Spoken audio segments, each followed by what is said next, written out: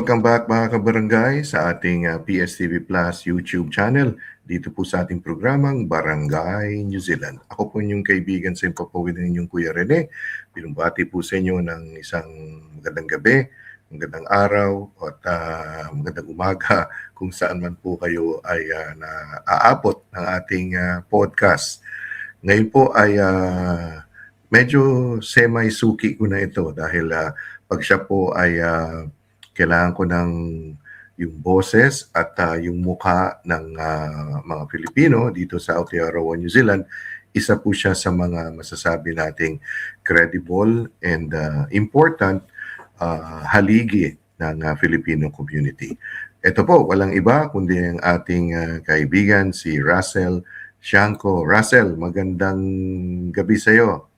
Hello, Direk Rene Molina. Magandang gabi din sa inyo. At sa mga masugid natin taga-subaybay at manonood ng iyong programa, Direk. Thank you so much, Russell. Si Russell po ay pareho kaming ngayon.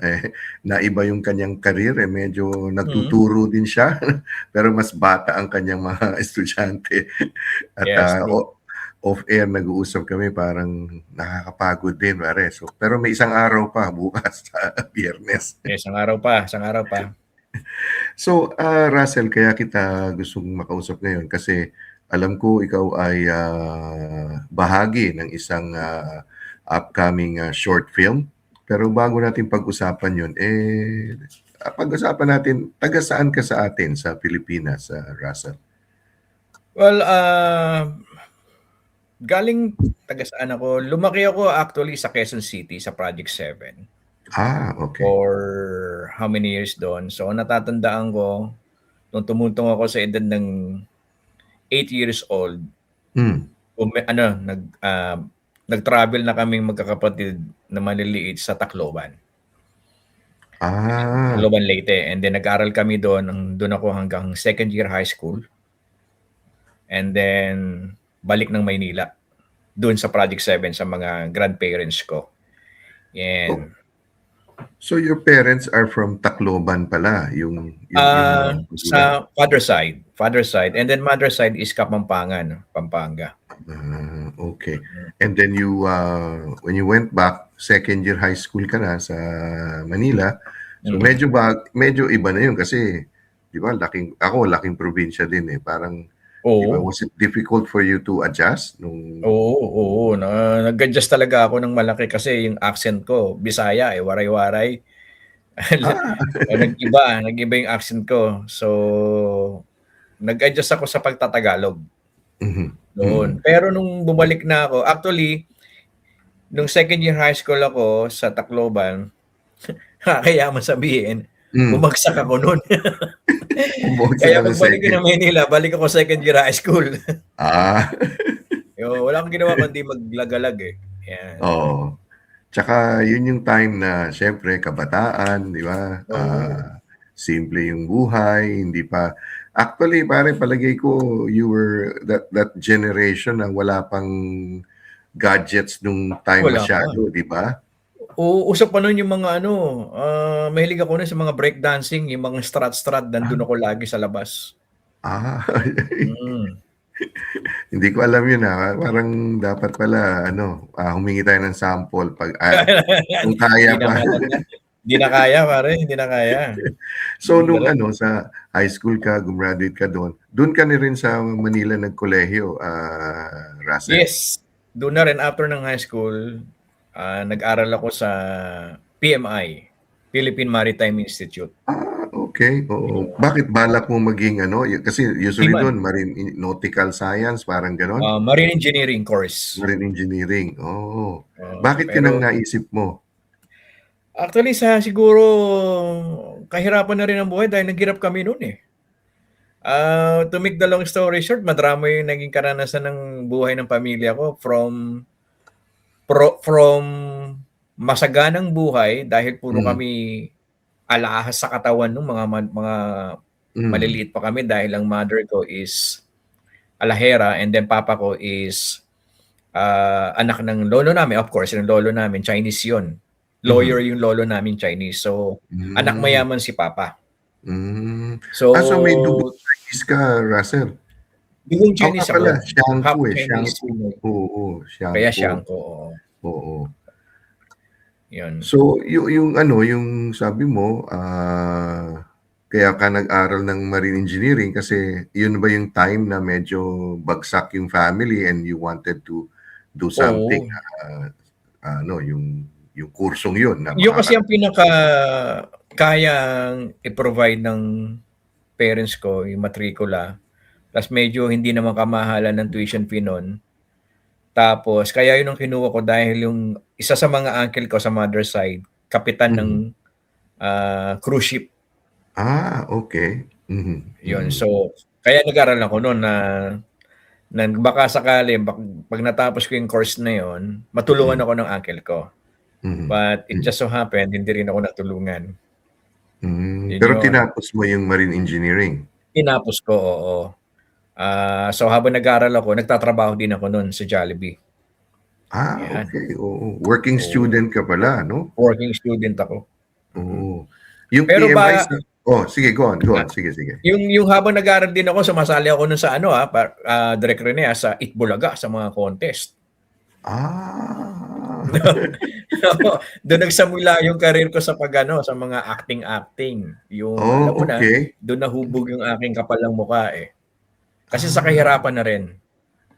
So bata ka pa, hilig mo na sa entablado pala, no, to perform. Oo. Ang direct naalala ko kasi nung grade 2. Grade 2 ako.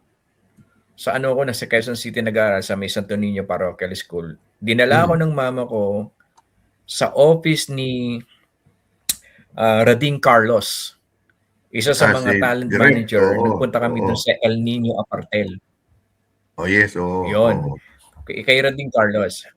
Tapos para mag-audition sa isang upcoming movie ni Direk Lino Broca na naghahanap sila ng bata. Yun. So, nagpunta kami doon sa El Nino Apartel. Maliit pa si Nino Mulak noon eh. So, nag-audition ako. Pero, tapos may mga photoshoot pa noon. Hindi ko na alam kung ano nangyari. Bakit hindi na kami bumalik eh. Kasama ko noon, mother ko, si mami. So, 8 years old ka noon. Mahilig kasi talaga akong Ha? 8 years old ka noon.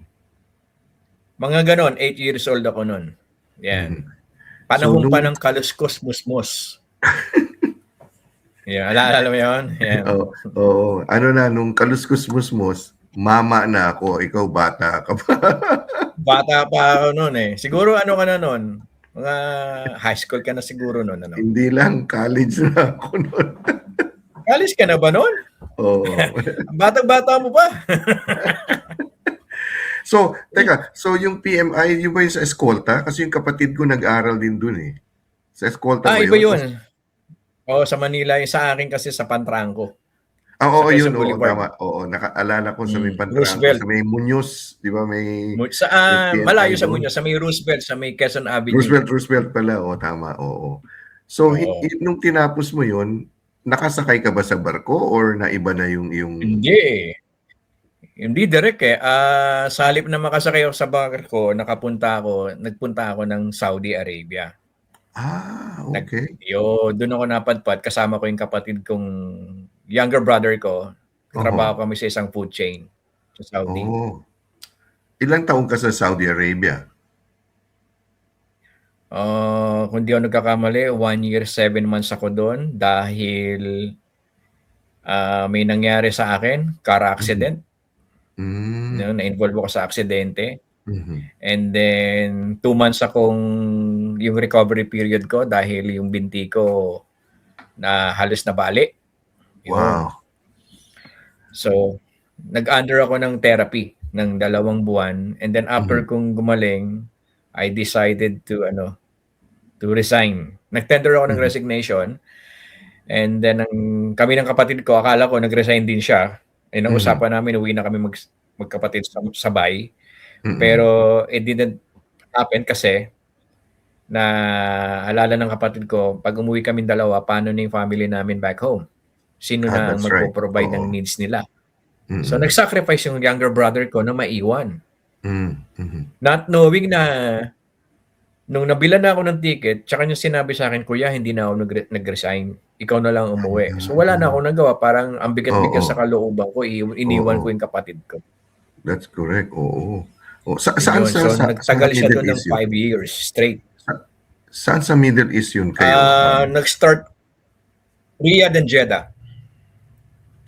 Tsaka Riyadh nung tsaka sa Jeddah. back then, di ba, kokonti pa, I mean, marami na rin mga Pilipino, pero mas marami yata ngayon. But sa supermarket ka nag-work? Oo. Hindi, actually sa mall, sa loob ng mall, Oo. well, ano to, plugging, commercial to, Burger Oh, King. okay. As a Burger King, oo, oo. Oo, Burger King. Yan.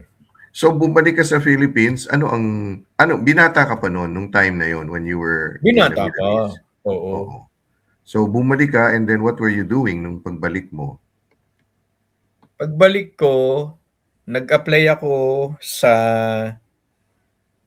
SM, super sa department store, pero ano siya, parang consignment yung Oo. tawag ba doon? Yung parang mga salesman ng mga pipes, PVC. Oh, Yan. Contractual lang yun, 6 months lang kasi yun eh. And then after ko mag 6 months doon, bumalik ako, nagtrabaho ako sa Jollibee, sa Muñoz. So yung dati mo nung working student ka na Yung sa working student Jollibee. ako, Jollibee East Avenue ako noon. So lahat ng ito, Russell, no? Parang dapat pala na-interview muna kita, na isulat ko lahat ng mga mo para maihubog natin ng husto yung... Pero pwede pa mangyari yan kasi mahaba pa naman yung mga ginagawa natin eh. Na kasi correct me if I'm wrong, yung mga lahat ng karanasan as an actor, yun nakukuha mo yun, di ba? Nahuhugot mo yun. Yun na nadali mo, Direk Rene. Doon ako actually humuhugot ng mga feelings ko pagdating sa acting. Most especially kapag medyo dramatic ang senaryo o ang scene. Doon ako humuhugot. Kasi sa dami ng aking malungkot at madugo at maluhang karanasan, ang dami. Hindi mauubos. Ayun. Yan.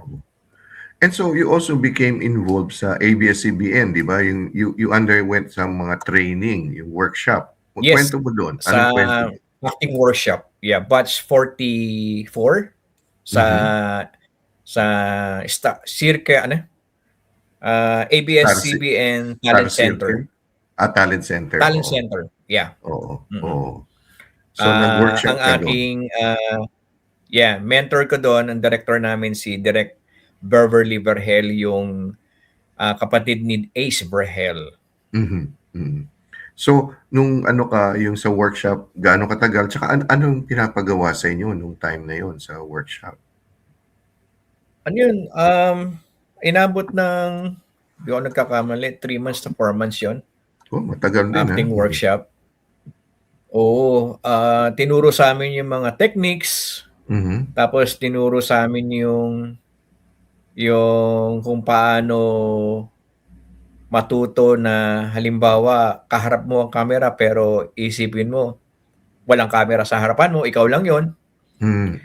Tapos tinuro din sa amin yung sample na umiiyak ka pero ang dialogue mo nakakatawa. Wow. Yung mga ganong sample. Hirap yun. Tapos tinuro din sa amin yung kakausapin mo sarili mo sa harapan ng salamin. Nandun yung minumura mo sarili mo. Yan.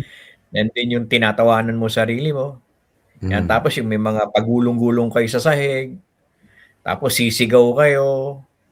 Ang dami ang actually ginagawa sa amin up to the extent na may mga sumuko na, nag-quit.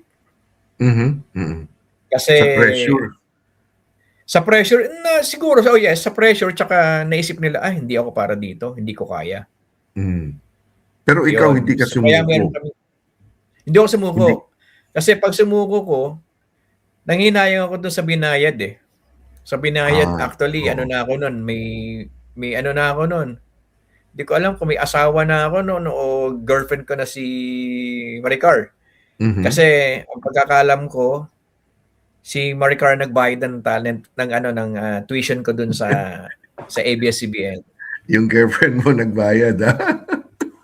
Oo, alam ko, parang girlfriend ko pa lang si Maricar noon eh. Hindi ko na Ang matandaan tiwala niya girlfriend o sa'yo, asawa ko na. pare.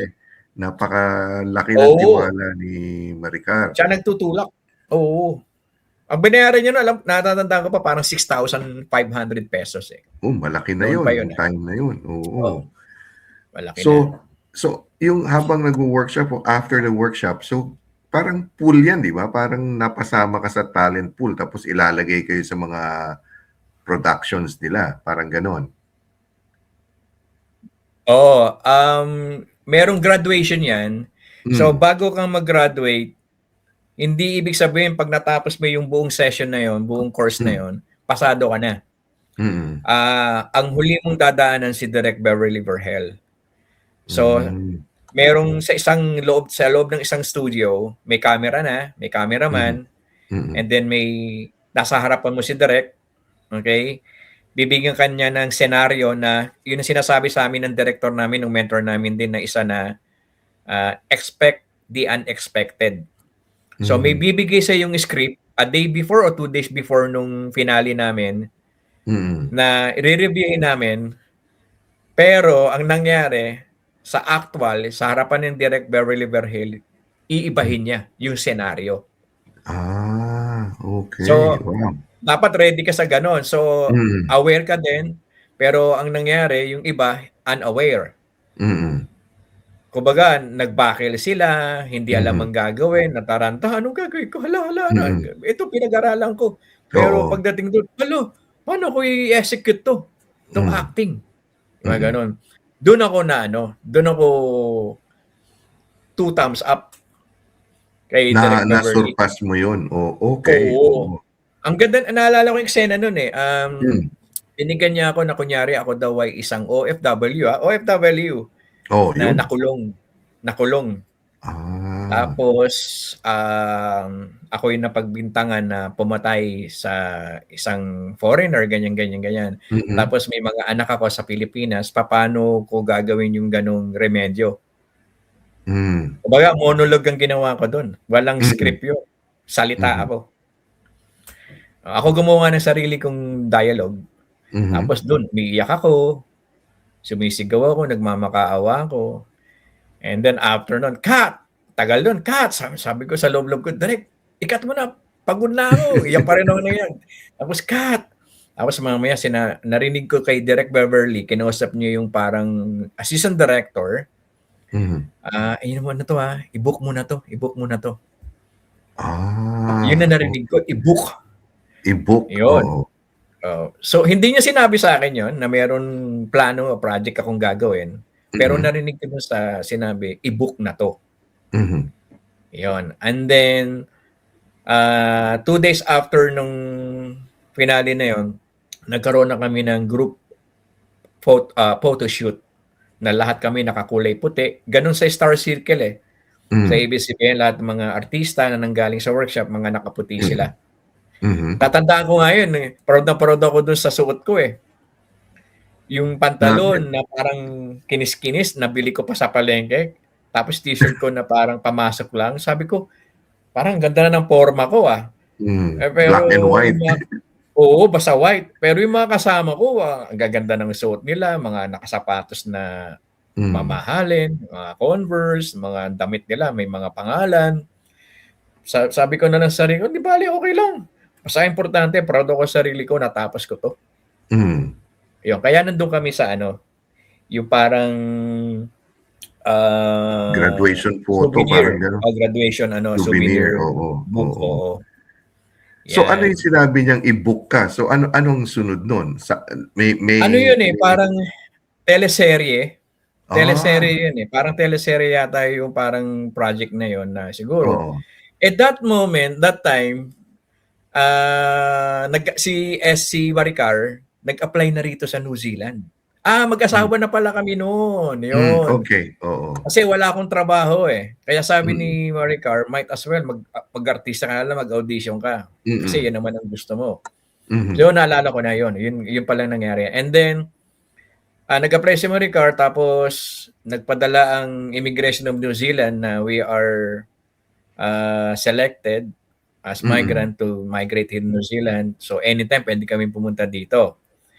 So dumating naman yung time na, oops, ito na, may matawag na ako. Mag-guest ako kay sa Homeboy, kay Boy Abunda. Mhm, 'Yon. Tapos 2 beses 'yon. mm. So Ayun nag-guest na ka 2 beses kay Boy? mga ilan kami no'n eh, ilan Oo. kaming mga galing sa grad Mhm, sa batch ko sa acting mhm. workshop. Tapos no'n, 'yun do'n ko nakilala si sino 'to? Si Boy Abunda. Kababayan ko pala siya, waray-waray din pala, Oo, ganyan-ganyan, oo. mabait Oo siya. nga. Oo. So yun, tapos nasundan pa yun ng isang nakapag-acting pa ako sa isang nakapag-taping pa ako sa isang teleserye ng ABS-CBN. Nakalimutan ko na Hmm, kung anong pangalan nun eh. mm. Ayun, may dialogue ako dun. Siyempre proud na proud. Sayang hindi ko na record eh. Kasi wala Mhm, pa masyadong pambili ng mm. cellphone noon, mga ganon. Oo, oo. Ayun, and then dumating yung time na sabi sa akin ni Maricar, pumunta ka na sa New Zealand, mauna ka na. So nagkaroon ako ng 2 choices. Ano unahin ko, yung pangarap ko, maging artista, Mhm, o yung kinabukasan ng pamilya, o yung mhm, magandang opportunity which is dito. mhm, So, pinili ko ang New Zealand. mhm. Kaya akong pumunta rito. Nauna ako. Okey. Hindi pala kayo Mm. sabay, okey. So Hindi kami nauna ka. sabay-sabay. Nauna lang ako ng 2 months sa mag-ina ko kila Maricar tsaka kay Paul. Mhm, mm. Yun.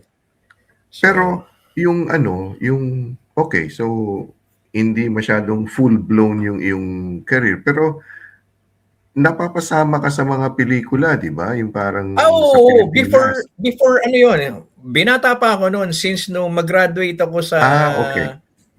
sa PMI. Mm, Sunod-sunod na yun, meron akong talent act, tinatawag na before is caretaker ang tawag. hmm, Yan yung mga matatanda na o mga kung sino-sino, mga humahawak sa mga extras. mhm, Tatawagan ka, "Uy Russell, meron tayong pelikula, kailangan hmm, nila ng ganito." Kailangan mm, kunyari, maglalakad ka lang tapos biglang may magbabaril lang, magtatakbuhan kayo, mga gano'n. Sabi ko, okey. "Sige, sali niyo po ako." Pangalan niya si Aling Metring. Aling Metring ang Metring, pangalan niya. mhm, Kasama niya sila Metring David, 'yan. Tapos, ang bayad lang sa akin noon natatandaan ko ₱200, mhm, ₱150, mhm. pupuyatan 'yun, kinabukasan 'yun. Pelikula yun, 'Yun ang hindi TV? extra-extra lang ako. Ang Oo, pelikula, TV 'yan tsaka pelikula, TV, okey, mm. Oo, tsaka pelikula, movie mismo. Hanggang such time na may nakadiscover. Hmm, Eto si Kuya Manny Mendoza, yung isa sa mga model ng Beer na Beer. mhm, Yung isa sa model doon. Siya yung nakadiscover sa akin kasi meron silang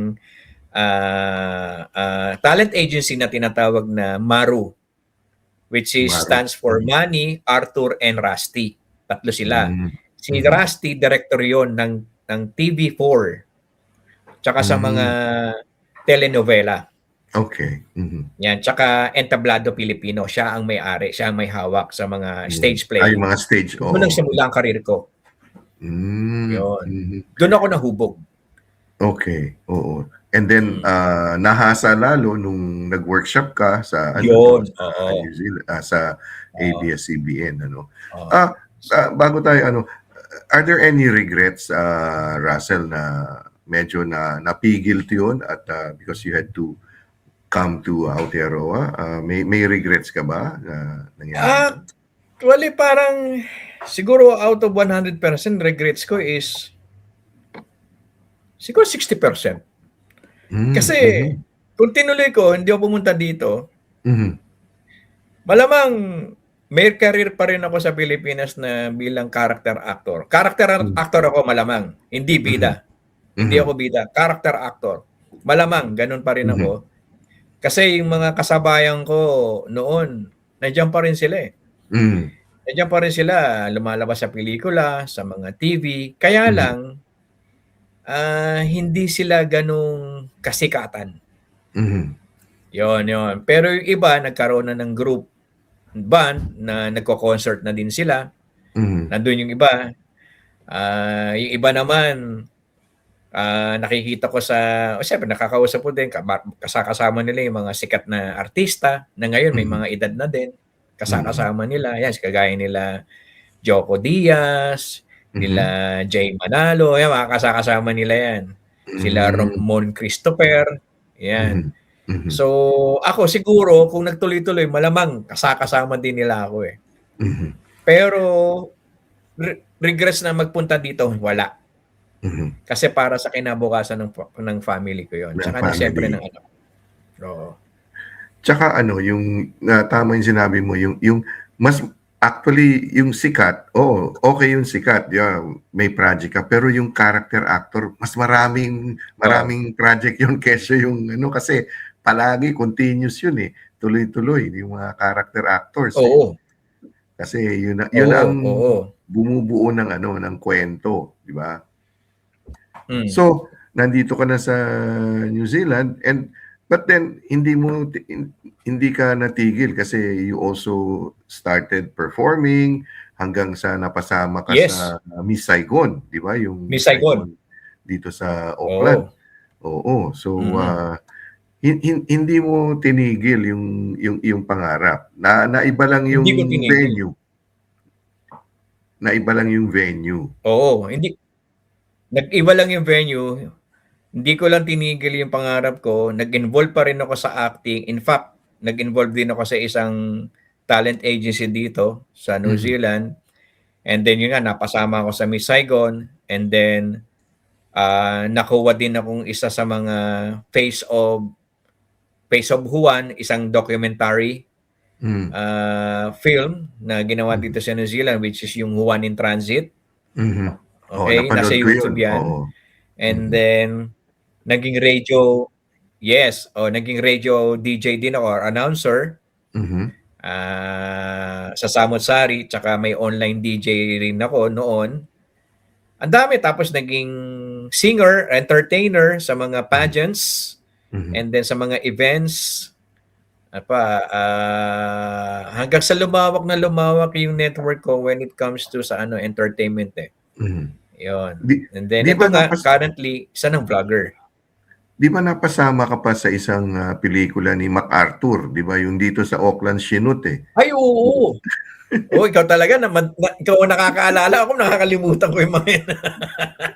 Pero Oo, Japanese yung soldier ka dun. Japanese soldier ako, yung kay Tommy Lee Jones, saka si Matthew, tama ba? Kalimutan ko na Mat yung isa eh. oo. Basta something Matthew. Nakalimutan ko na. Hmm. Basta si Tommy Lee Jones na gumanap na bilang General Douglas MacArthur. Ang role Okay. ko doon is, actually, nag-audition pa ako doon. Ako lang yung Pilipino na nakasama doon sa mga Japanese. Ah, O ako kasi lang sundalo talaga. kang Wala. Hapon, 'di Puro ba? sundalong Hapon eh. Mukha daw akong Hapon. Sinukatan ako yung height. Tapos Oo. costume. Tapos, yun na. Napili ako siguro ng casting director nila. Oo. So, ang kagandahan yan, may eksena ako dahil yung bida is katabi ko. Even though Ah, ako yung driver ng forklift na mayroong sakay-sakay na bomba na sa paleta o mga ganon. wow. Di ba? So, at Ayos, least may tatlong scene yun eh. Tatlong scene yun eh. Mm.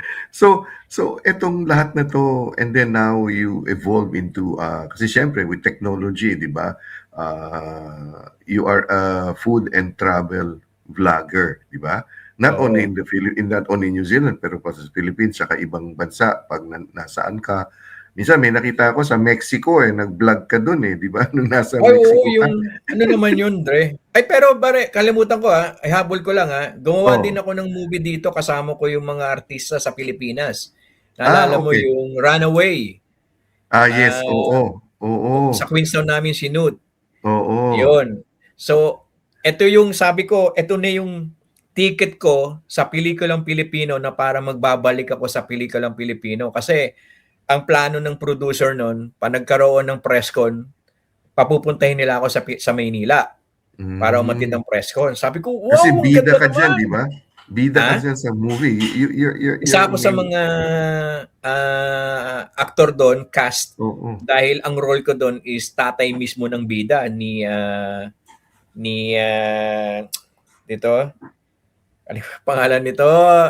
Basta ako, Si si Thompson ba 'yon? Thompson? Sino ba 'yon? oh Thompson si or si Thompson, kalimutan ah ko rin, eh.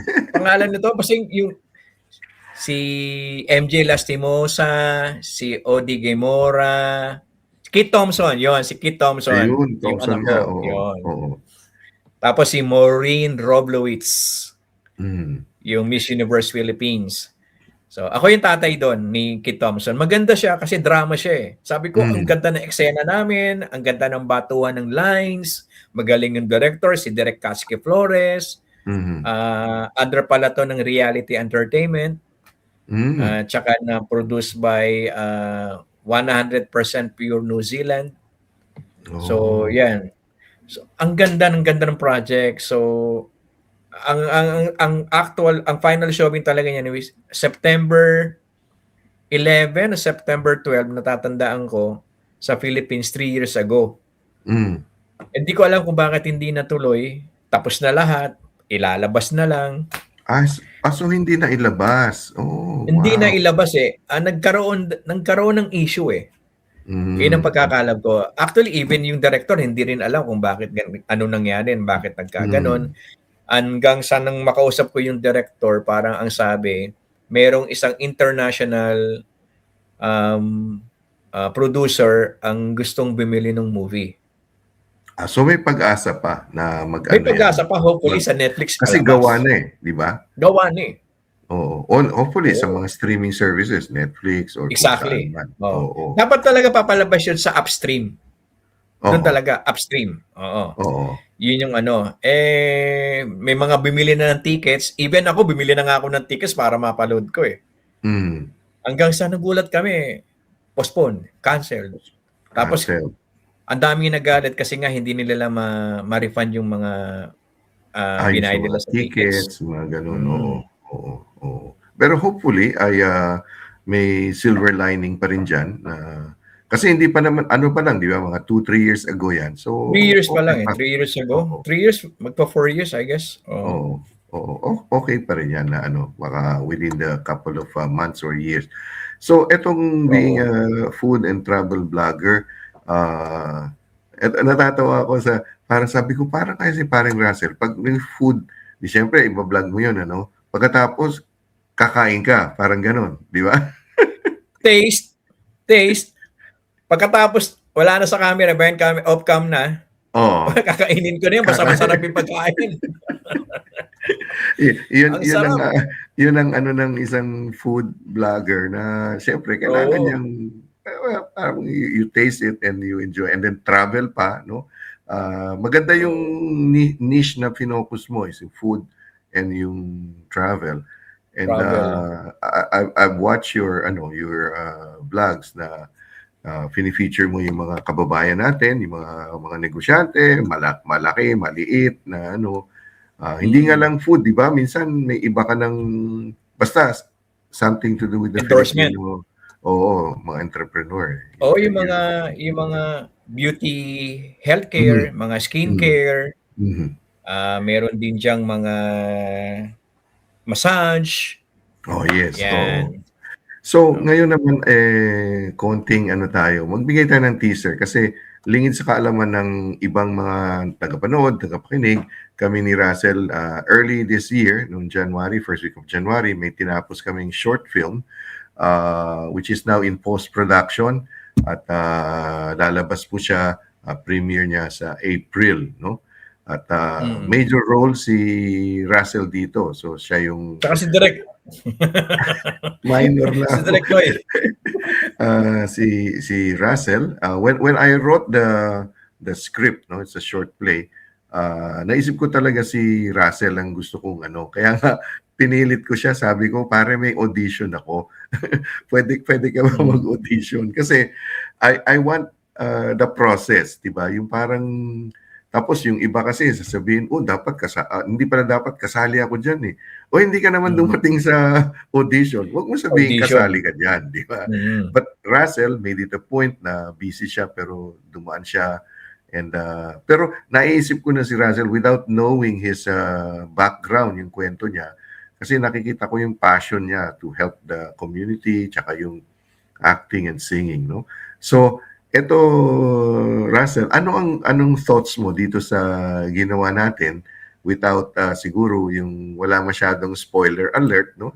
Hold on ang title, hinga muna yung yung theme song. So anong thoughts mo dito nung nagawa na natin to, Russell?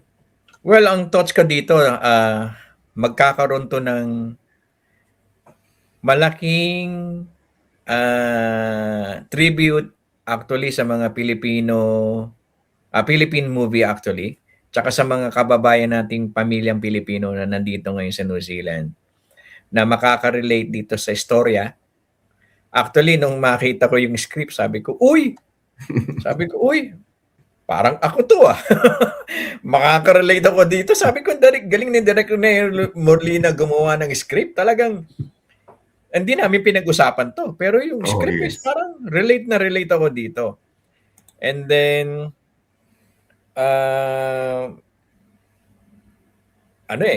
walang spoiler Wala. Hindi. Oo, sige, go on. Maganda yung pelikula kasi para sa wholesome siya sa isang pamilyang Pilipino.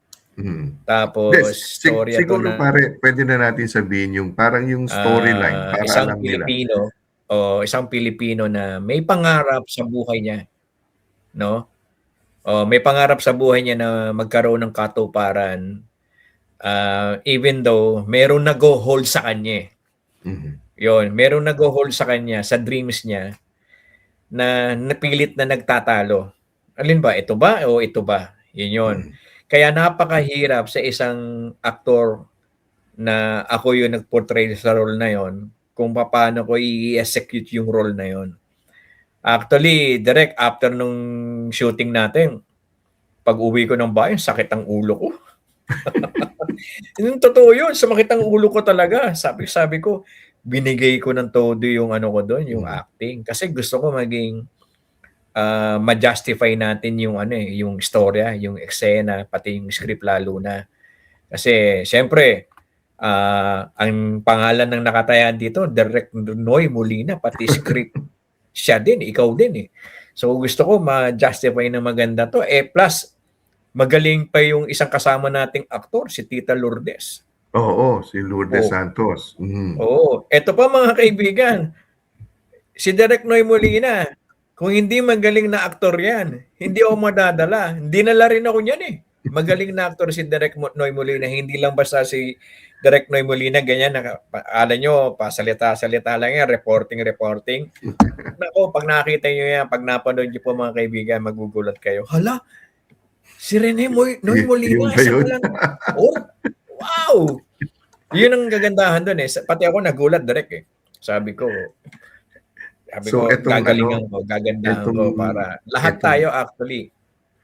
Saka magaling din yung ating yung ating director of photography o cinematographer, yung assistant director. Ang galing si Andrew tsaka si JJ na talagang yung binigay din nila lahat ng teamwork nila.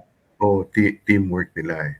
But above all, mga kaibigan, itong ginawa namin ni Russell ay kwento natin yan. Kwento ng ating mga kababayan. At ito universal eh. Pwedeng hindi ka taga New Zealand, pero pwede rin mangyari sa yan eh. Yung something that you dreamed or have dreamt na gusto mong gawin at may pumipigil lang with so many other things. So, alam ko yung malayo ang magagawa ni I'm just talking of Russell as an artist, no? Malayo ang kanyang kasi malalim ang kanyang kwento, malayo ang mararating after this Hold On, no? Yung Hold On, ano lang yan just part of his parang kung yung baga kung yung ano ba yun, pag nag-apply ka yung CV, yung resume, kasama lang yan, pero that's not the end, no? Marami pa yan na and ako I'm so happy na kahit papaano na ano ako na yung dream ng isang tao, tsaka dream ko parang na-fulfill natin kahit papaano. It doesn't have to be big, no? Yung kasi kagaya ko gusto ko lang makatrabaho yung mga syempre yung gusto ko yung magaan yung loob ko and so Russell, sa'yo lang, no? What is it that you are looking forward to, no? With this film and then with your career, ano yung parang nakikita mo in the next couple of Direct Noy, nakikita ko kasi siguro ito na yung pagkakataon para umpisahan natin yung tayo naman dito sa industry natin sa New Zealand when it comes to filmmaking,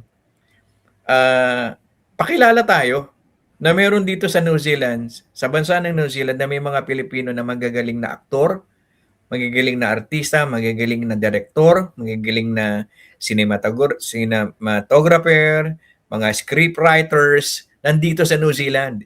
Hindi na natin kailangan kumuha pa sa Pilipinas. Dito pa lang ang dami ng pwedeng maging artista May mga hidden talents ang mga Pilipino na nandito. Kaso walang nakaka-discover sa kanila. Walang gustong mag-push sa kanila or walang gustong lumabas. Kasi walang isang katulad mo, Direk Noy Molina, na nais o nangarap o naghangad na matuloy yung ganito. Itong katulad itong ginawa natin ngayon na masasabing kong first time in the history dito sa New Zealand sa Filipino community na may gumawa ng isang short film. Even though short film, hindi siya full movie, pero isang, para sa akin, may pagmamalaki natin to. Kasi hindi basta-basta yung ginawa nating acting, hindi basta-basta yung ginawa nating istorya, at talagang pinaghirapan, pinagpawisan natin, pinaglaanan ng oras. About time na para sa mga kababayan natin Pilipino na labas nilang talent nila. Hindi lang ito ang una't huling gagawin natin, Direk, right? Meron pa tayong mga susunod pang actually not short film na, baka full movie na, hopefully. Yes, hopefully that's the plan. Na pwede na nating ilabas sa Cannes Festival. Correct. One day or sa indie film, di ba? Hanggang sa God is good, who knows? I-provide ni Lord na may makakitang isang malaking production o malaking kilalang producer ng pelikula o sa international, makita tayo. Well, di ba? From New Zealand o ganyan. So, ito na. Wag tayong sumuko, wag tayong mahiya. Tuloy lang. Di ba? Yes. Mangarap na tayo ng malaki. Correct. Tama si kasamang Russell. Actually, yung ginawa namin ni Russell, ako, si Lourdes, si Andrew, si JJ, pati si Wayne, ano lang kami, parang catalyst lang kami. Hindi naman namin sinasabi na kami na yung pinakamagaling, kami lang yung yung parang tagabukas ng hindi nga tagabukas ng pinto, siguro tagasindi ng flashlight, parang meron pala sa New Zealand kasi marami na Russell is right, no? Marami na tayong mga kabarangay, kababayan dito na talagang magagaling din na unti-unti nag-aano sila. So this is our contribution namin ni Russell para sa itong munting komunidad ng mga filmmakers ay lalong lumago at lalong yung yumabong. Russell, maraming salamat sa panahon na binigay mo, no? Alam ko, bukas ay maaga ka na naman, papasok ka na naman sa eskwela. Late ako every 2 o'clock ako nag-start sa hapon. So okay, kasi yun ang kailangan nila, yung after lunch na After school. bibong-bibo yung mga estudyante. Kailangan nila ng... At saka hanggang ending ka, hanggang 6, parang gano'n. Yung ano. Yeah, 2:45 to 6 actually. Yeah. Okay. So that is another aspect ni Russell na mahuhugutan na niya, may mahuhugot siya dyan sa susunod na mga gagawin niya, no? At Yes. I'm so happy and glad, Russell, that slowly we are going where we want to be. So maraming salamat sa iyo, pare ko. Yes, direct. Invite na natin, direct. Pwede ba tayo mag-invite? Oo nga pala, oo. So sa April 26 yung advanced screening namin, no? Ilalagay namin diyan sa sa comment section yung details, no? So April 26. And then after nun is may mga series of activities and screening, no?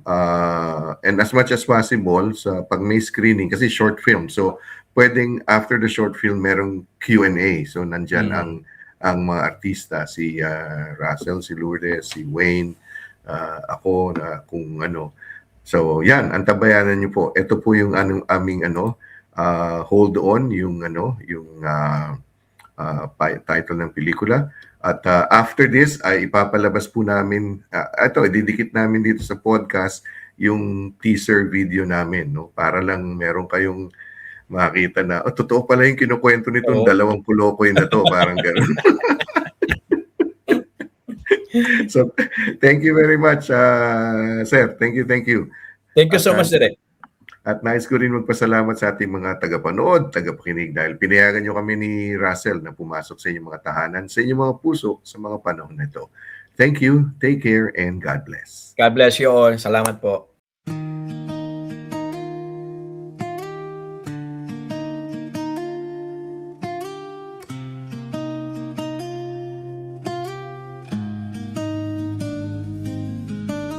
Russell! Come out! Nandito si Ninong! How are you? My goodness, you're good. Look at you. You're a man. I believe you're going to the Philippines.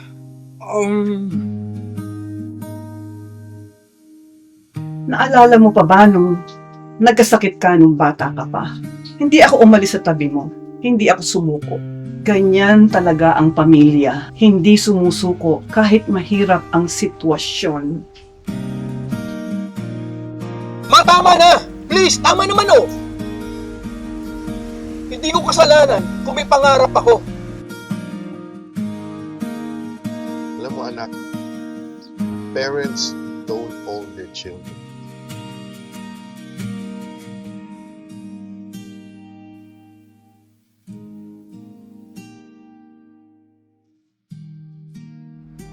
Bibitawan mo na ba siya?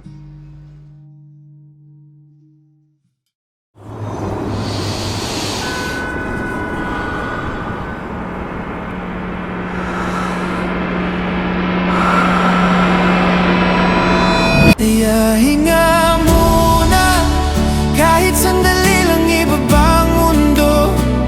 Kahit saglit lang, hindi masamang tumigil, hindi masamang mapagod.